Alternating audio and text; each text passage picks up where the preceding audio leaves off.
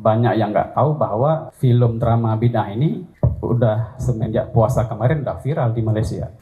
Dan waktu itu saya di Malaysia. Saya bersama beberapa kawan-kawan, teman-teman, undangan imam tarawih di sana. Selama ya lebih kurang sebulan, saya bermuara di Pulau Pinang. Kalau ada orang yang ketika mengkritik saya, nonton dulu sebelum ngomong. Makanya kadang-kadang udah tepegah, mau kedepu-tepu kan. Kita udah dari duluan tahu, semenjak udah viral di sana, di sini nggak tahu apa-apa, di sana udah heboh. Dan tetap ada pro kontra, itu pasti. Dikritik oleh rakyat dan juga aktivis Malaysia, lebih-lebih yang bidang agama, ustadz-ustadz. Cuma di sana lebih agak sedikit sopan, lebih mulia, nggak seperti kita. Termasuk ketika dikritik film ini, dari masyarakat itu nggak ada kayaknya, nggak ada dibuat seperti kita, buat konten, buat hal-hal yang nyeleneh, nggak ada.